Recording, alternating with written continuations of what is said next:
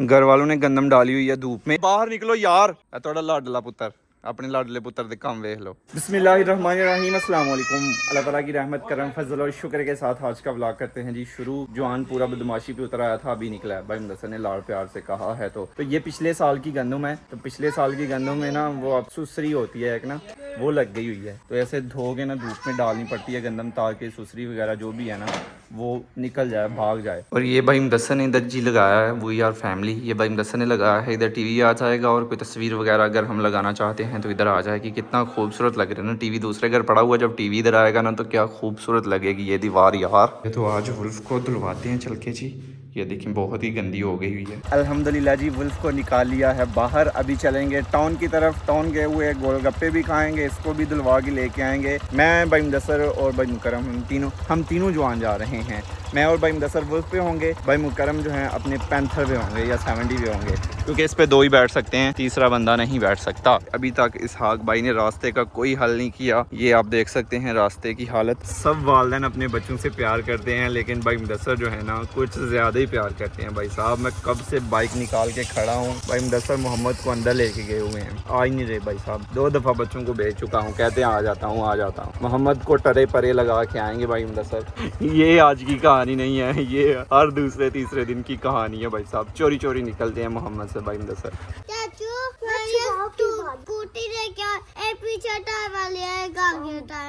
Scooty लेके आऊँ आपके लिए? दुकान ही डालते हैं स्कूटियों की, क्या ख्याल है? वहाँ पे आप बैठ के बेचना, ठीक है? स्कूटियाँ ठीक है? नहीं मुझे स्कूटी चाहिए। तो अंदर वो पड़ी हुई है ना 2 टायर्स वाली वाइट जो है, मिनी रोबो जो है, तो वो है। नहीं चला दे। तो इधर बरीरा ने जी कच्चे आम खाए हुए हैं, तो कच्चे आम में से निकलता है एक पानी, वो बड़ा खतरनाक होता है। तो बरीरा का मुंह काफी खराब हो गया हुआ है। वुल्फ ज्यादा मैं ही चलाता हूँ, तो अभी मैंने भाई मुदस्सिर को कहा है कि आप सिलाई में पीछे बैठता हूँ। अल्हम्दुलिल्लाह जी सर्विस स्टेशन पे पहुंच चुके हैं। तो अभी भाई ने बाइक को धोना शुरू कर दिया है और अपने द वन एंड ओनली भाई मुकरम को हमने उनके गाँव से उठा लिया है। अल्हम्दुलिल्लाह जी बाइक धुल गई है, बाइक एकदम नई हो गई है जी अल्हम्दुलिल्लाह। ये चेक करें भाई साहब। और बाइक चलाएंगे मेरे भाई मुकर्रम, भाई मुकल्लफ भी आ चुके हैं। अभी हमारे पास 3 बाइक्स हैं। भाई मुबशर और जुल्फकार भाई जो हैं वो भी आ चुके हैं, वो टाउन के अंदर हैं, हम टाउन से बाहर हैं थोड़ा। तो अभी चलते हैं उनके पास। माशाल्लाह जी ये इतने नूरानी चेहरे इधर आए हुए हैं माशाल्लाह। तो अभी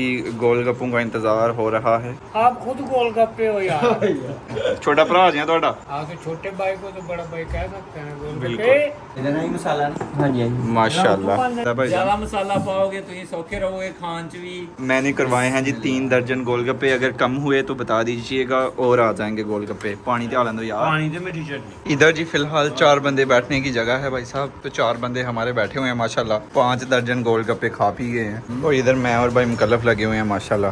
और देख के यार एक खुशखबरी मिली है जी, तो उसी खुशी में यहाँ पे मिठाई बांटी जा रही है माशाल्लाह। बड़ी ज़बरदस्त मिठाई है। मेहरबानी भाईजान, थैंक यू। अभी चाय पीने के लिए रुक गए थे। भाई मुबशर और जुल्फकार भाई जो है ना निकल गए हुए हैं घर। 4 कप चाय, आय हाय आय हाय। अल्हम्दुलिल्लाह जी गाँव पहुँच चुके हैं। इतना अंधेरा इस वजह से हुआ है कि हम सिस्टर के यहाँ चले गए थे, वहाँ से ही डिनर किया है, तो अभी घर पहुँचे हैं। अहमद आप क्या बने हुए हैं अपनी क्लास में? Head boy.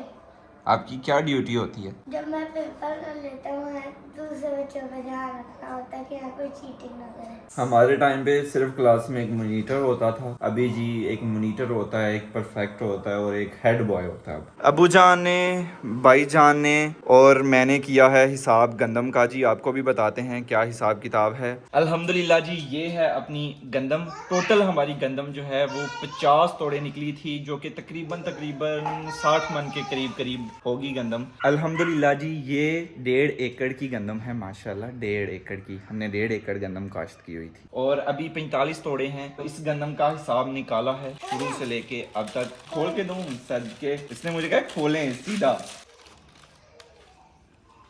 Thank you. ये ले जाएं, मामा को दें, खुद भी खाएं, भाई को भी दें। बिस्किट खा लो पहले। हमने जी मोटा मोटा हिसाब किया है, तो अभी आपको मैं दिखाता हूँ शुरू से लेके अब तक कितना खर्चा हुआ, कितना प्रॉफिट हुआ, हमें क्या हिसाब किताब है, वो सब आपको दिखाऊंगा। ये पूरा लिख लिया हुआ है मैंने, तो अभी आपको समझाता हूँ मैं शुरू से लेके अब तक। जब गंदम काश्त की तो हम तीनों भाई घर नहीं थे, हम उम्रे पे गए हुए थे। नवंबर में गंदम काश्त की थी। पीछे से अबू जान ने और मेरे ब्रदर इन लॉ ने गंदम काश्त की थी, तो फिर अबू जान पास बैठे हुए थे, उनसे मैंने पूछा कितनी खाद डाली, हल चलाने वाले को कितने आपने पैसे दिए, क्योंकि रेट आजकल ना ऊपर नीचे हो रहे हैं। गंदम, कुल गंदम हमारी निकली है 60 मन। गंदम का रेट जो है ना, 1 मन गंदम का रेट वो है 3800। जो गंदम खरीद रहे हैं ना, वो एक किसान से 3800 की मन खरीद रहे हैं, एक किसान से, जबकि गवर्नमेंट का रेट जो है ना वो 3900 रुपये है। तो 3800, 3850 इतने की ही हमसे उठा रहे हैं गंदम। कुल गंदम की कीमत जो है ना हमारी 60 मन है,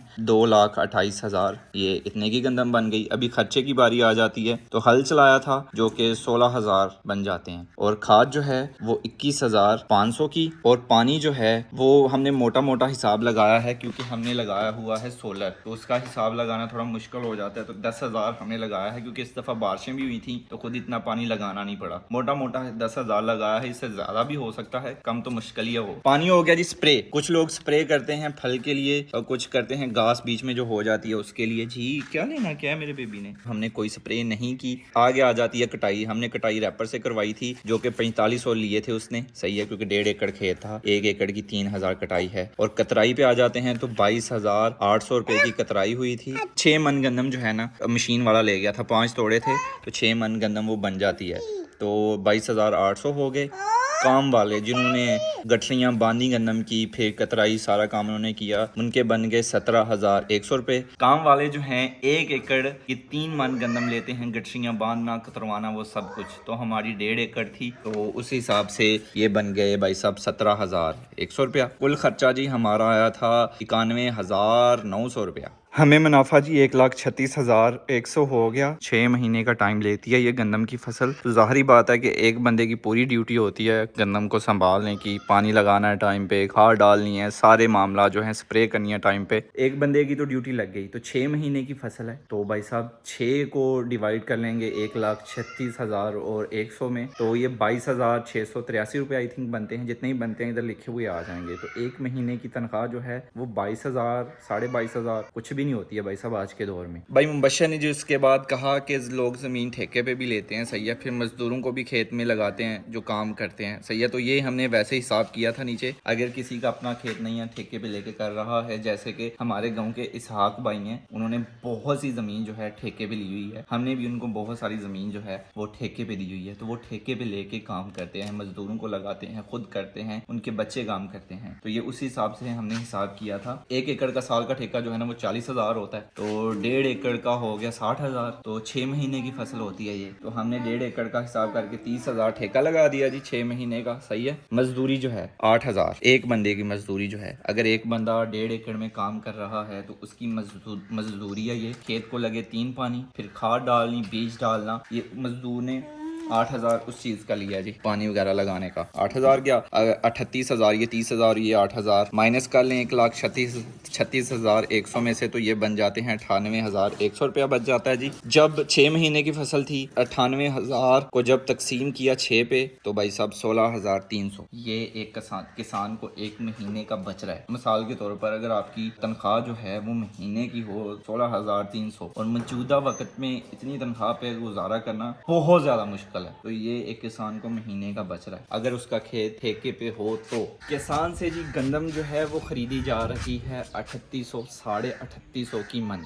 लास्ट ईयर 2200-2300 के राउंड अबाउट इन्होंने खरीदी थी हमसे, और आगे फिर जब किसानों से गंदम खत्म हो गई, किसानों ने बेच दी, तो फिर मार्केट में जाके गंदम का रेट हो गया था 4,000, 5,000, मतलब इतना ऊपर चला गया था। और आपको पता भी है कि कुछ दिन पहले की ही बात है कि हमारे मुल्क में आटे का बहरान आ गया था, आटा नहीं मिल रहा था। मैं गांव में रहता हूँ, हमारे मोहल्ले में कुछ ऐसे घर हैं जिनके घरों से आटा खत्म हो गया था गांव में रहते हुए। तो जो लोग शहरों में हैं जिनके खेत नहीं है, उनका क्या हिसाब किताब होता होगा। तो बहुत मुश्किल है जी, महंगाई भी बहुत हो गई हुई है। तो हमसे अभी इस साल जो है 3800, 3850 की गंदम खरीदी जा रही है। कल को इसका रेट क्या होता है कुछ नहीं कह सकते। और किसान जो है वो आपके सामने ही है कि घाटे में जा रहा है। प्रॉफिट तो हो नहीं रही है किसान को। असली प्रॉफिट जो है ना वो मिडल मैन कमा रहा है, जो हमसे खरीदता है और आगे फिर बेचता है। कमेंट बॉक्स में लाजमी बताइएगा कि आपकी तरफ 1 किलो आटा जो है ना वो कितने का है और 1 मन गंदम जो है वो कितने की है, लाजमी बताइएगा। उम्मीद है कि आपको जो मैंने समझाया है समझ आ गई होगी। तो खैर आज का व्लॉग जो है ना वो यहीं पे ख़त्म करते हैं। ज़ैनुल आबिदीन को दीजिए इजाज़त। अपना बहुत सारा ख्याल रखिएगा, दुआ में याद रखिएगा। बहुत सारा प्यार। अल्लाह हाफिज़।